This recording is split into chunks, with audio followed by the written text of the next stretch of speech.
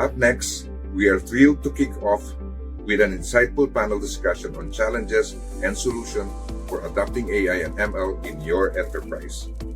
We are all very excited about AI as a state-of-the-art technology, but enterprises face unprecedented opportunities utilizing artificial intelligence. It also faces many obstacles, from lack of understanding of the benefit of AI or a clear use case to ethical concern to a lack of quality data or skilled personnel. Our next panel discussion is about challenges faced by companies when implementing an AI plan, how to overcome them, and how can we even do more to succeed. This panel discussion is joined by Dr. Ali Arsanjani, the Director and VP of Artificial Intelligence and Machine Learning at Google, a former AWS Worldwide Tech Leader and Chief Principal of AIML, and he is also the former CTO at IBM. Andreas Welch, VP of AI at SAP. Amar Hussain, Director of Azure Data and AI at Microsoft. Vijay Jairaj, Executive Director of Standard Chartered Bank, and Nestor Camilo, Cloud Adoption Director, Public Sector at Oracle. And yours truly, Joel Milag, CMO of Huawei AI. Welcome to our insightful panel discussion.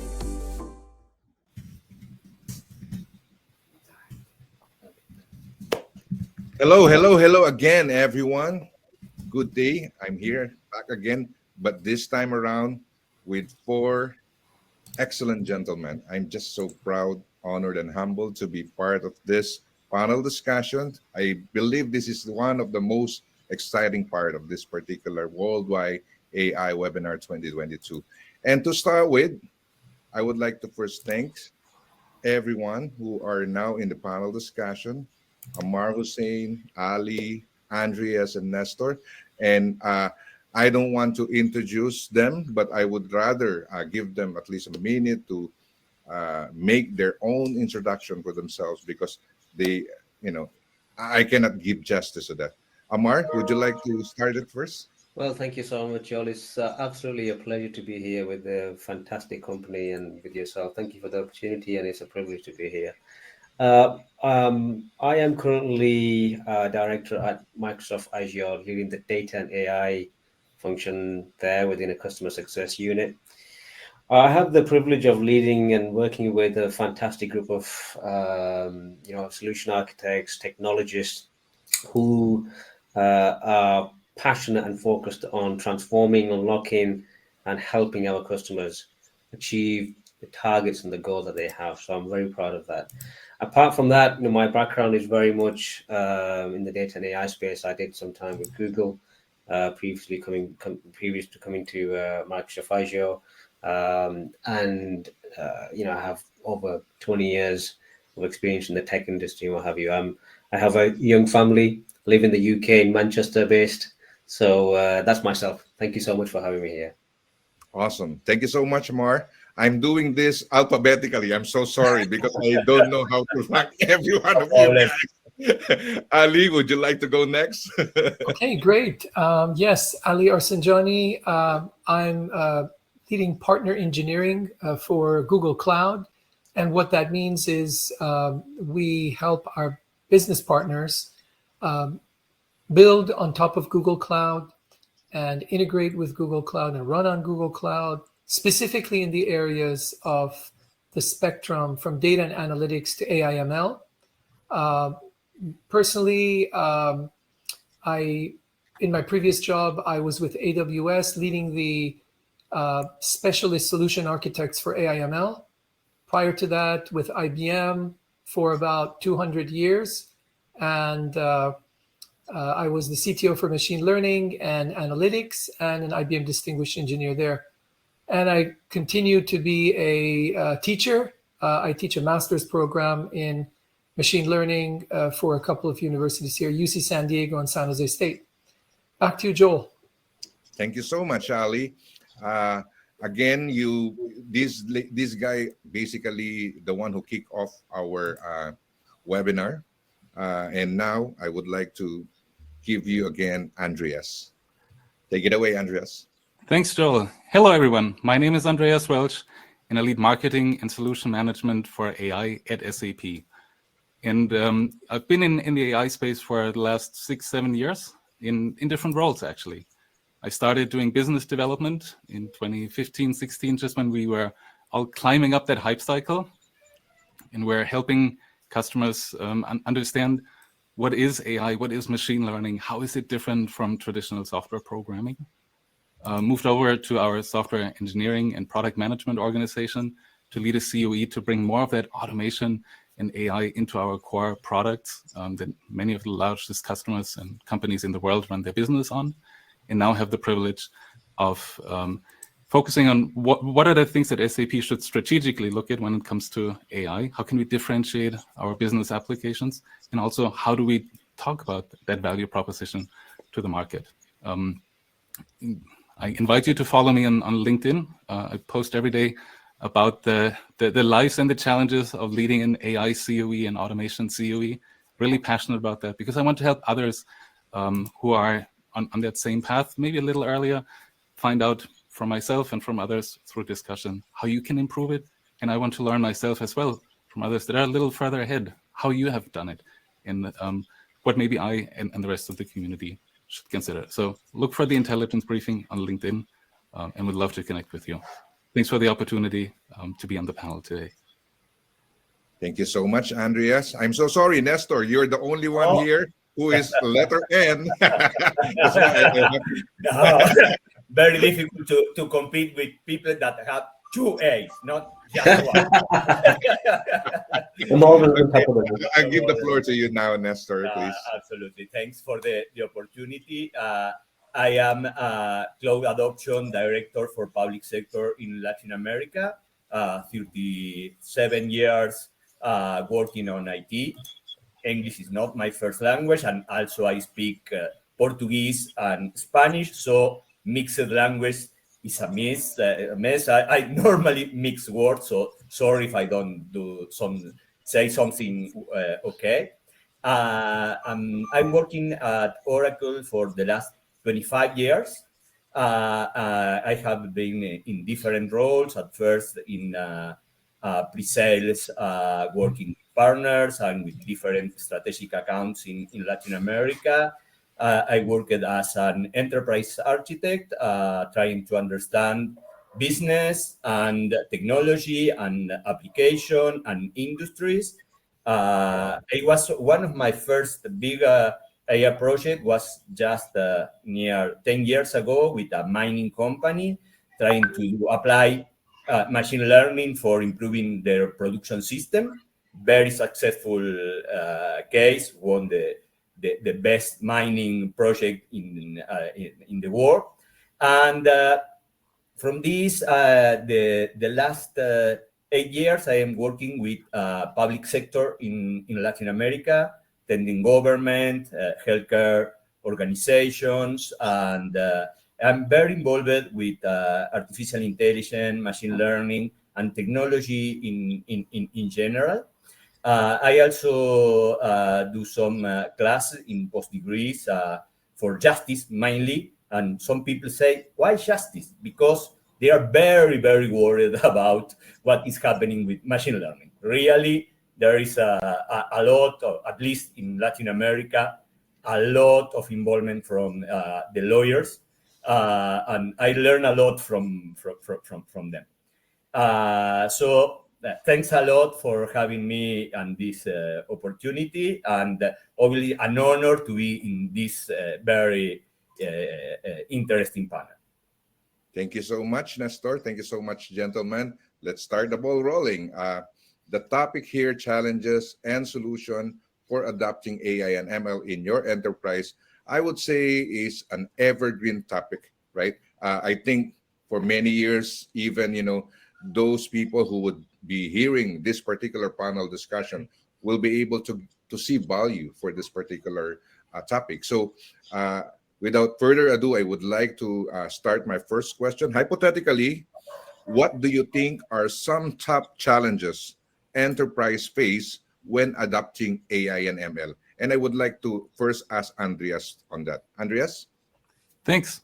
So from my experience, one of the biggest differences between AI and any other project that is creating that challenge is really that AI is not like any other IT project or data project that you run in the past. There's a lot more research involved. It's not a straight shot from start to finish with fixed milestones and timelines that you can adhere to in the middle. So there are some risks to running this project. There are a lot of uncertainty. Maybe you don't have the right data. Maybe you need to do some extra work. Maybe you need to annotate it first, all these kind of things. And I see that when you build AI models and solutions from scratch, right? The teams and the business teams involved, a lot of times they don't know what they don't know, right? Maybe they're so excited about the fact that, hey, there is AI and we should look at AI and build something with AI, but maybe they forget in the first place to ask, what is the problem we're trying to solve and what's the best technology to solve it with? So maybe the answer is, don't use AI, use rules, use the traditional things that work, or use some automation. And then also there's this spectrum that I feel is there between that excitement of what you read in the press, what others are achieving, and hey, look, I can create images just with a blob of text, or I can summarize an NDA in the language that a 3-year-old would understand with something like GPT-3. So all exciting advances and things happening. But on the other side, you might have a lot of fear. Right? What does that AI thing actually do to my job? Will I still have a job? How does it change? So a lot of this uncertainty is as well that you need to manage if you want to drive successful adoption. So to sum it up, I would say it's really that mindset of AI is not IT. It's not your regular project. There are things that you don't know that you will discover throughout the process, and you need to manage that spectrum between excitement and fear. Thank you so much, Andreas. Ali, do you have additional information or insights about that? Yeah, I think it's important to understand what the actual use case is and then choose the technology that's appropriate. I would say that any traditional mechanism should be broken down into what you would do with software engineering and with machine learning. So there's a segment of the problem that is easily addressable through traditional software engineering practices, best practices. And there's a segment which potentially could benefit from unlocking data. And that unlocking and activating data would be through machine learning. So if you can partition the use case into those two categories, what's traditional, what you do for scalable architecture versus what you have data for, input and output data that you can then use to unlock capabilities within AIML kinds of scenarios. Okay, thank you so much, Ali. Nestor, I will not put you on the last. Nestor, any additional input? Yeah, absolutely. For me, there is two important things on this. The first one, obviously, as everyone say, doing a project without a good business hypothesis is not the best way to do on machine learning. And why I'm talking about this? Because this was very similar with the technology 20 years ago when we started doing project with internet or whatever technology you think about it. At first, as we as technology want to test, use it. But really, if there is no business on this, really the opportunity of using the technology will be lost. And this is a serious problem. We see a lot of cases where people are trying to win a competency, improving 1% an algorithm. And really for the business, this means nothing. And there is a lot of statistics about talking that between 50% and even 9% of the project never goes production. And why this?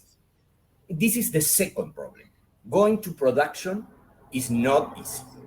Taking some code from Kaggle or whatever and put in a notebook and use it and do some changing with somebody that learned Python and use some data from some place, it's really something that you can do in a few hours. But put this in production.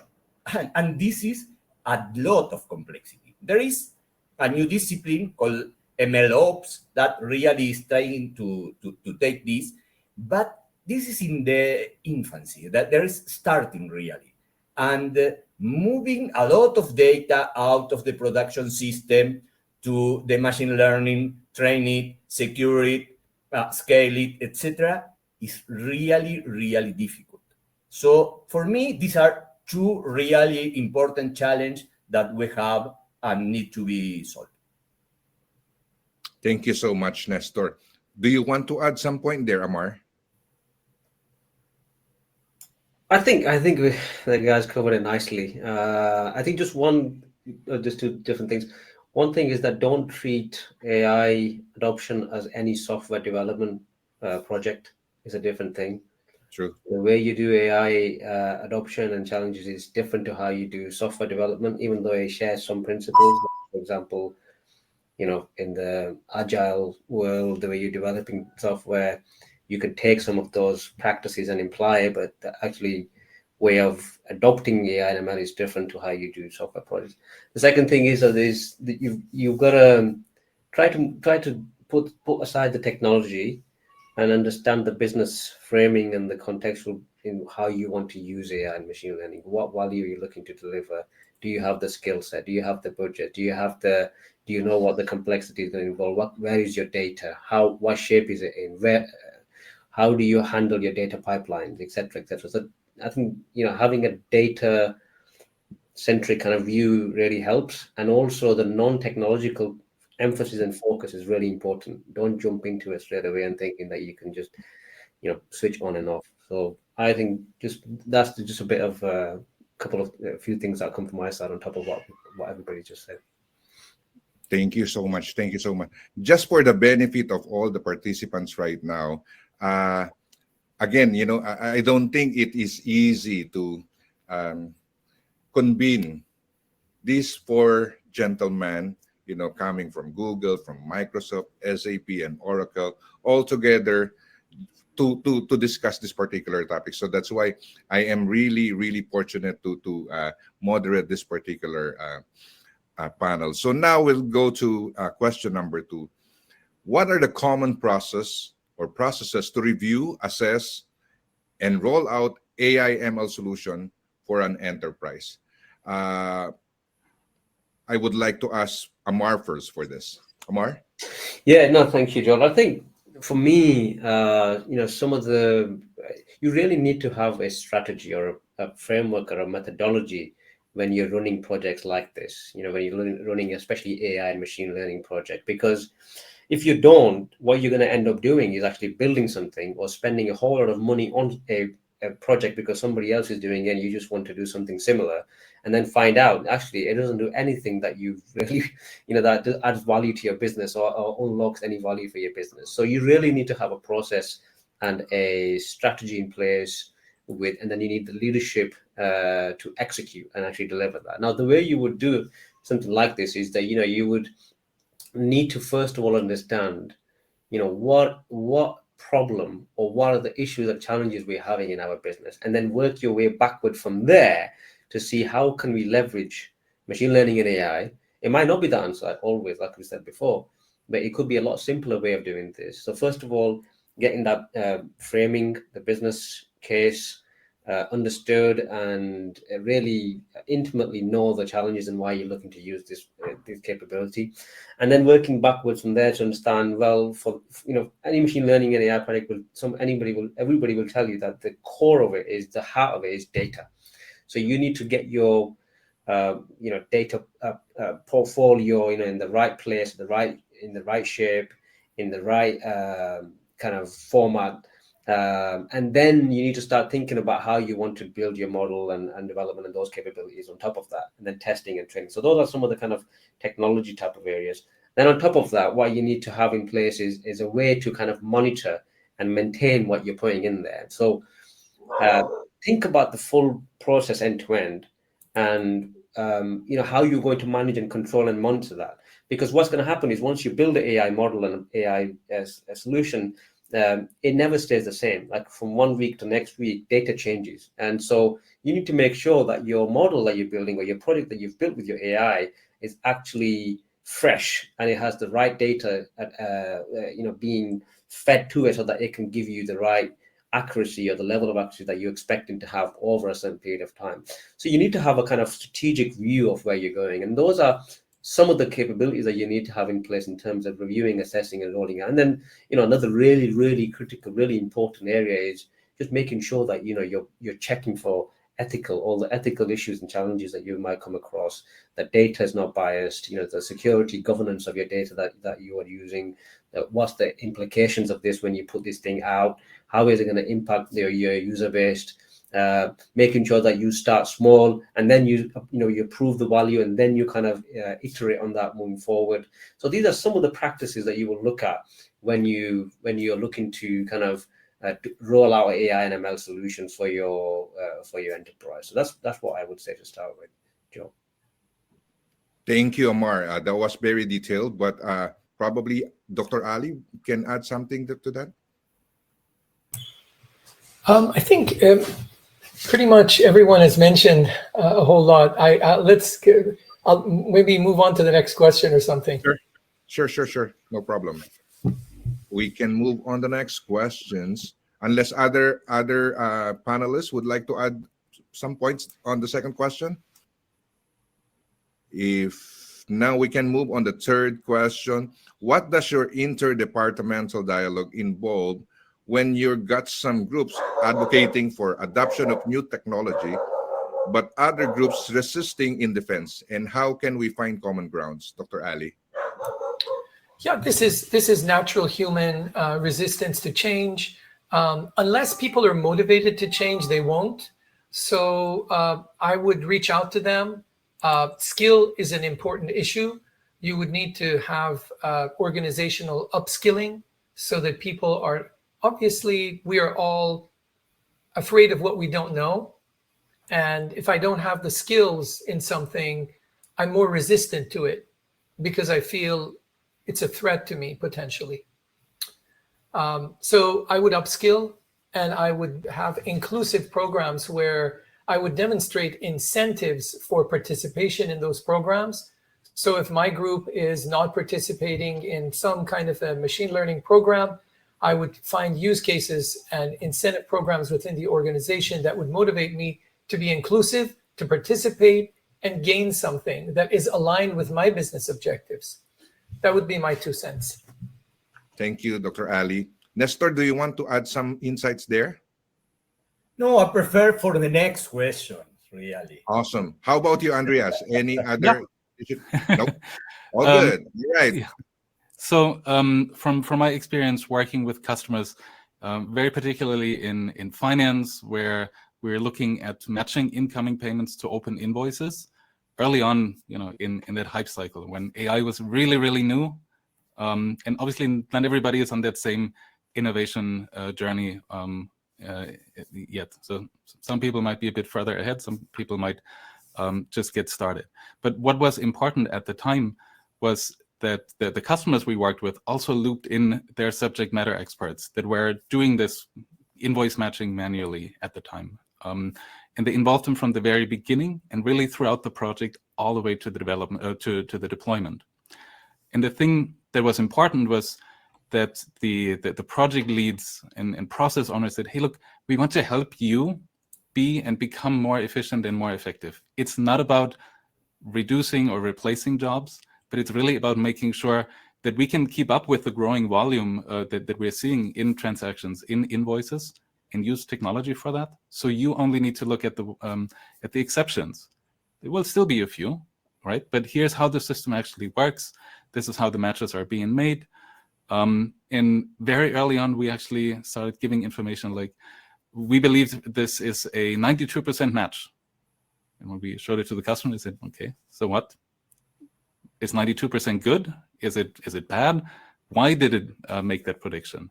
So that aspect of explainability became a lot more important.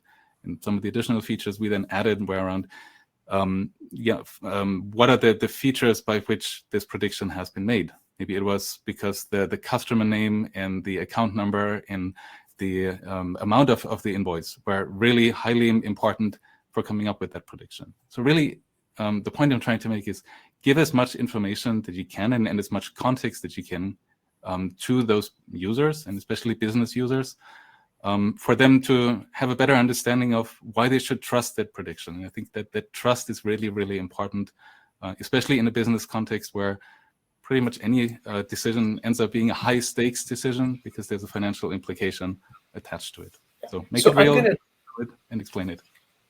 Sorry, I was going to be controversial in the interest of the audience having some fun at our expense. Otherwise, we're just going to agree with each other and there's going to be no contention. Okay, I'm going to just take a fake punch at Andreas. Like it's like a worldwide wrestling thing, you know, the fake staging. This is a version of it for AIML. So if I'm a business unit, you're not going to get me to trust your results because I don't know AIML. I don't know anything about explainability. You're telling me that accuracy is high. I think accuracy is great. But wait a minute, is accuracy even the correct metric, performance metric, to measure that outcome of that model? I don't have enough information that I can actually trust what the other organization is telling me. So I would say that we need to do more in terms of not trying to convince, but trying to educate. Because you can have a conversation with someone, and if they're in a completely different frame of mind, they're in a completely different mindset and a completely different knowledge base, there is almost no way we can convince them. So that's my fun jab at Andreas. all there. Right? And that's part of getting the buy-in, like you said, right? And they can precede the details of what you want to do and how you want to do it. But I think an excellent point, Ali. And a lot of this. Sorry, Nestor. Go ahead. Absolutely. I like the Ali position a lot. And my experience teaching lawyers about artificial intelligence is incredible. I have a prime minister of a court in a province in Argentina that he knows about machine learning more than a lot of students. The student of IT, incredible. And when we talk about this, he's a big fan of opening a lot of what happened internally in the justice system. And when I ask why do you want to do that, because if I get enough information or how some judge do some rules, this will be more confident in the people that need to invest, will be more confident that the discussion that we do and the rules that we do are good for the business and are right and not with bias. And if they use some artificial intelligence to see what is the difference between one country and another, we will get more business. And this was from a lawyer, not really from IT. And this was because education, absolutely. So I'm really a big fan of educate. And Finland do an interesting job a few years ago doing training, free training for public officers, and later in Europe they opening for a lot of countries and translated to a lot of different language. I take it personally the training. It was very good. I used it to send to a lot of different public officers.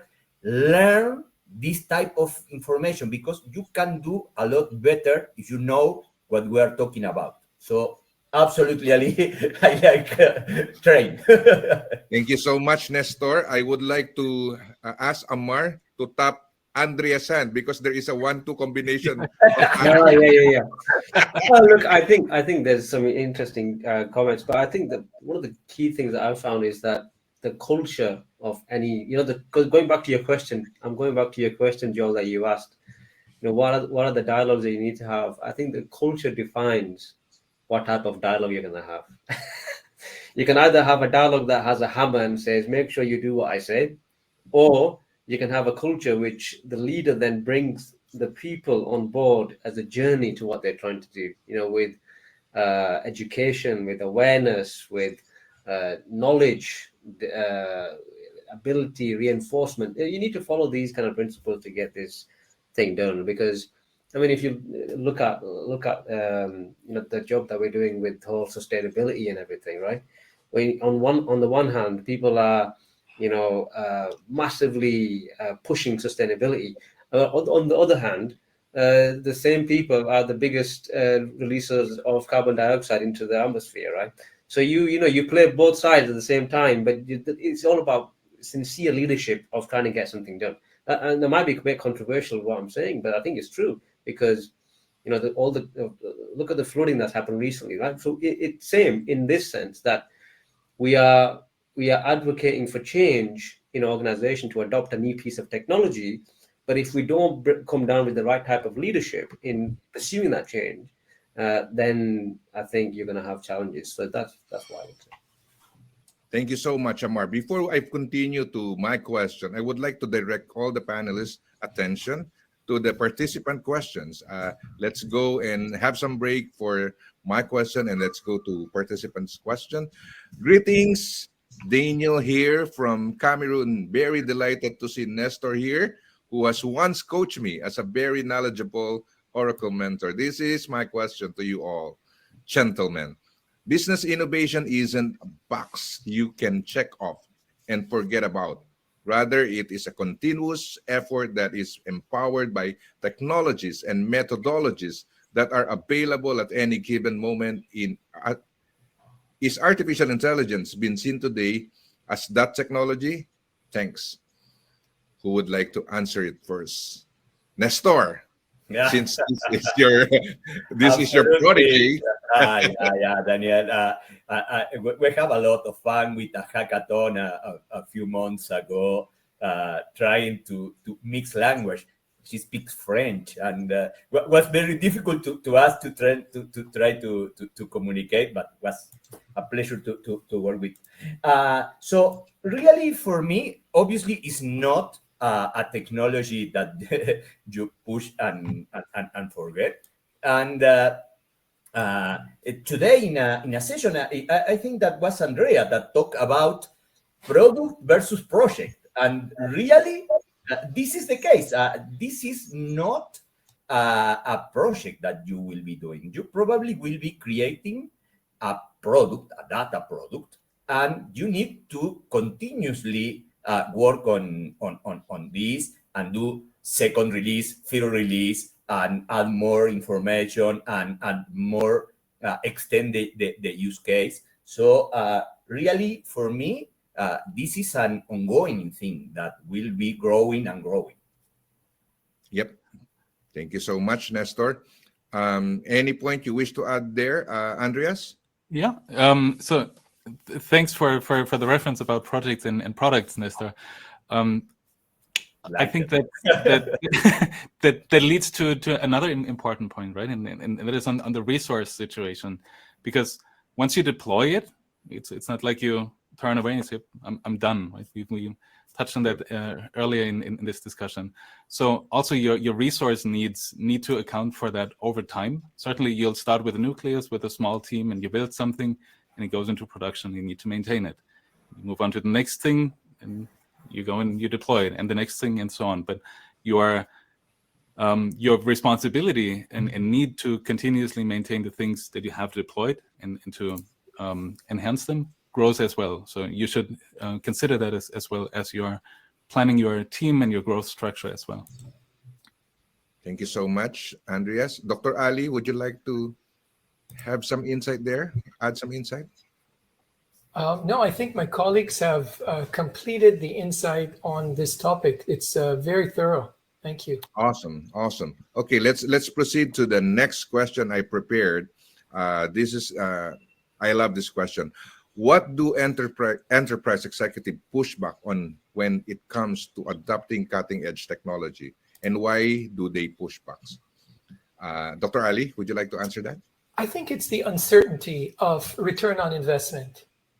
If an executive is met with some uncertain technology, unproven technology, they're going to push back until we demonstrate. And so you have to earn trust, basically.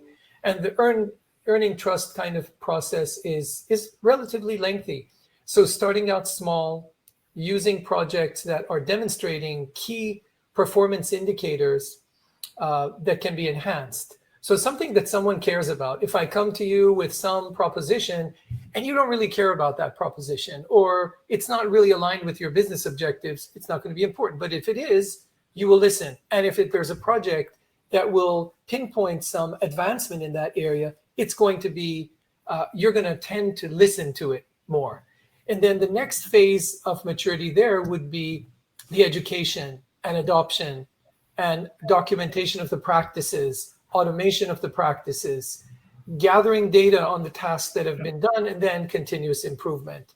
I went through that pretty much in my talk today about the 6 levels of maturity that you go through. Yeah. But that's pretty much it in a nutshell. Mm-hmm. Thank you so much, Ali.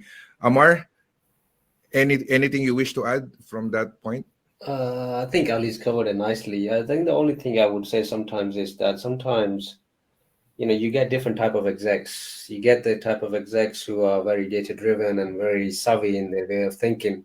But some exec are very gut minded and they just feel like, they because of the experience and what they've done before is going to work out, and anything else you say is not going to go. So I think it's just the case that the kind of, sometimes you come across these execs and the style they have, but I think a lot of things that he's already touched, which are all very, very valid things. Awesome. Thank you so much. I would like to go to the next question. Okay, we've spent time covering the challenges surrounding AIML integration at an enterprise level. Now, let's switch gears to the other half of our panel discussion topic, which is how we can overcome some of the resistance to tech adoption. First, the low-hanging fruit. One by one, can each of you state what you think is the easiest adoption challenges to overcome and how to overcome it? Nestor, would you like to answer that one? Absolutely. I was waiting for this question.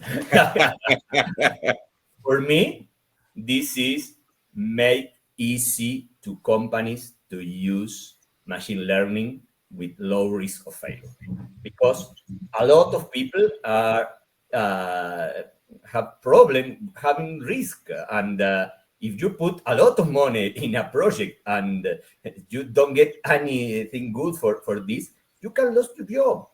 And for this, and this is what we're doing in Oracle. No, what we do is, for example, put embedded models in our business apps. What means this? That you don't need to be an expert to use machine learning, because it's already embedded in the application, and you can use your data to train the model, but the model is already predefined. All the complex part of getting the data right, all the pipeline, or this is already taken care. So this for me is very, very basic. This is a lot more than obviously project that can be solved in the business apps. But for example, we have some services like vision, speech. Everybody has some type of this type of service that make more easy to do your first project that write 1,000 lines of code. What we do, we use some of the open source algorithms and already pre-trained, but what we are using is use something that's called transfer learning, that you can take some part of your own data and use to retrain the algorithms, so you can extend the algorithm with your own data. And this obviously make a lot of difference. And the third one is using something that was a hype a few years ago that's called AutoML. Now it's really very, very good. We have this concept of AutoML that is making more easy to train a model. And we have also a user interface. Almost all the vendors have a user interface on top of this. But means with 4 clicks, you can take a data in one table and create a model that is very, very good, very, very good. Learn and implement with 2 more clicks. And in the case of Oracle, if your application is running on Oracle database, you don't need to move your data. So it's very, very easy to put later on production. And if you use MySQL, we just released a functionality that do exactly the same. With 1 line, you can train a model and put it work very, very fast. You like to write Python code? No problem. We have SDK that make easy to do that. But for me, making easy to make your first project is a must. Nestor, thank you so much. I'm quite conscious about our time. We have like less than 5 minutes left. Dr. Ali, would you like to add some points there? No, I think that was very thorough. Thank you, Nestor. Yep. Andreas, Amar, would you like to add some points there? Or we can proceed to the last question now. Yeah, I'm happy with the last. Let's go. Okay.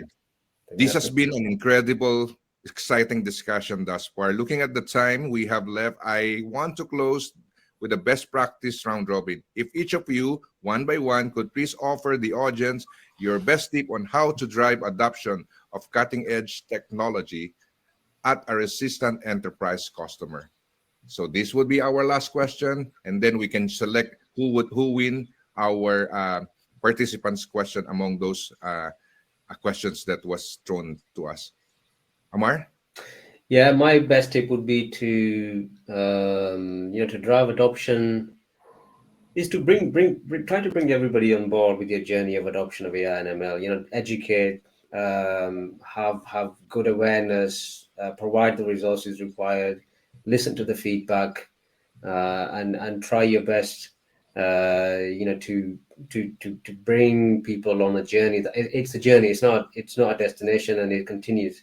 So I think cultural transformation is very, very important in any of these capabilities. So that would be my best tip. Awesome. I saw Ali here with a question. What is the biggest problem you want to see AIML solve? Anyone who wants to answer that? Andreas? Yeah, sure. So it's a bit of a cheesy answer, but the problem that is the most relevant to the audience that you're working with, the problem or the problem that they want to solve. That's where you want to apply AI, where it has the biggest impact for them, whatever that may be. And that's the challenge to find it out, right? Yeah, I agree. And Nestor? Yeah, absolutely. I was just with this. For me, you need to start with a business need. And for example, we use a methodology that is take a business leader that want to solve some challenge that he think that can be solved with AI. Because leader thinks, but normally don't have the clue if really can do it. And take people from the different LOBs, the IT department, take all together, understand your data, understand if really there is something that can be solved with this, some metrics, and use the expert to create an MVP and show that this can be solved. If we do this first step, probably we will have a big executive with a big problem that can be solved. Not necessarily you need to have 99% of accuracy. Just improve 1% the outcome, and you have win. And from this, you can continue growing and growing. So for me, business first, and do some MVP that show it that really you can do it. Thank you. Thank you so much, Nestor. Ali, I would like to hear that answer from you. What is the biggest problem you want to see? I agree with my colleagues in that if it's a particular customer or particular issue, we work backwards from the top goals and concerns of that customer. Absolutely. But if I elevate the problem into a global scale, What I would like to mention is that the fabric of society is currently being threatened by disinformation and misinformation. And I think the biggest problem that AIML should help in solving alongside humans, because this is not a technology problem, but can be used as a means of alleviating some of these issues, is to decrease the risk of disinformation and misinformation. Thank you, Ali.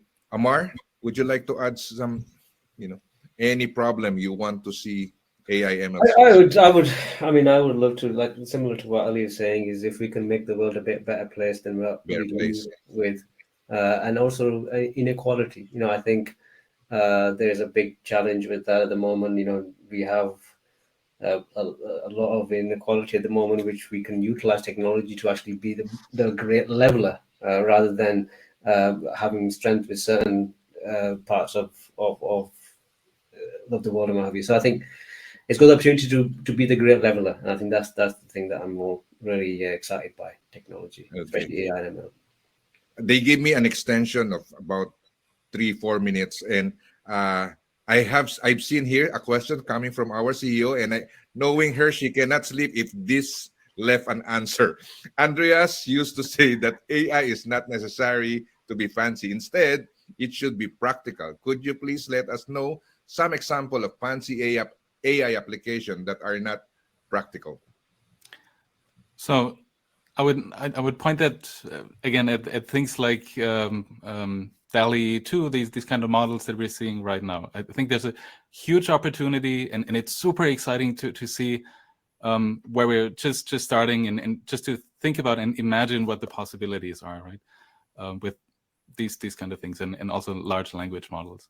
I think overall, what I was trying to say with it doesn't have to be fancy, is that I feel in a lot of cases, if we come from a technology background, we're typically very excited just by the fact that there is technology and you can apply it to something, and it's 10 times better, 100 times better than what we used to have before.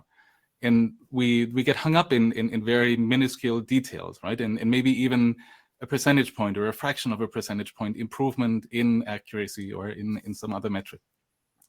But if we do that, I feel we also lose that bigger picture of whose problem are we trying to solve, and what are we actually doing here, and why do we want to use that technology? So that's what I mean by, it doesn't have to be fancy, right? It doesn't have to be the best thing optimized until the last detail, but it needs to solve somebody's problem that they really have, and do that in a practical and in a pragmatic way.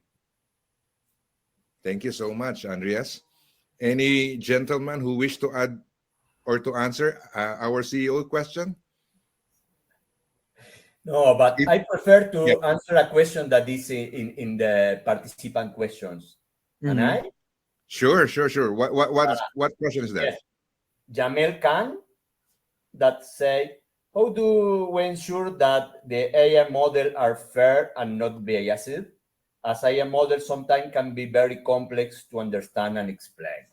Mm-hmm. And this for me is really one of the biggest problems that we will have in the future. We have now with some industries that are regulated, and people are talking about that you don't want to have a black box, but you want to have a white box. What this means? That the decision taken by the algorithms or the recommendation need to be explainable. And this is, in the judicial system, is a very big, it's very, very, very important. Imagine that in some courts, there is an algorithm that say if you can go to home prison, or you need to maintain in jail. Imagine that some algorithms say that you can do or you not. So if there is no a clear explanation, this will put you in jeopardy. It's the same for healthcare. It's starting to see something similar in financial service. And a lot of people say that this will happen only in some regulated industry. For me, this will happen in every industry. Today, maybe we are not in all, but in a few years, everything will need to have some type of explanation. And really here, technology companies can do a lot. In Oracle case, we already have implemented explainability in our algorithms, and we can get you the answer and the reason why we're talking about this without any extension of programming. It's just coming out of the box. And I think that this is the responsibility that we as technology company need to do more, because this obviously, I get the answer, but obviously you need to show it. If you don't show it, the answer is not. Nestor, so sorry. I need to cut you here. I know this is what I expect, but gentlemen, can I ask you, among all this starred question that we have here in the participant question, may I know your vote? Who do you think asked the most relevant question? I'm so sorry, but you need to pick one. I think the last question was pretty good by Jamil Khan. I think that was, for me, I think that was a good question. Is that unanimous for everyone? I second it. Yep. Awesome. So congratulations, Jamil Khan. And once again, thank you so much, Amar, Ali, Andreas, Nestor. This is once in a lifetime for me to be able to moderate, an excellent gentleman. Thank you so much for your time. Thank you so much for your contribution to global AI community. Thank you so much. Looking forward for the next more panel discussion like this. Thanks, everyone. Thanks, everyone. Thanks for attending, and thanks, everyone on the panel. Thank you. Thank you. Bye. Bye.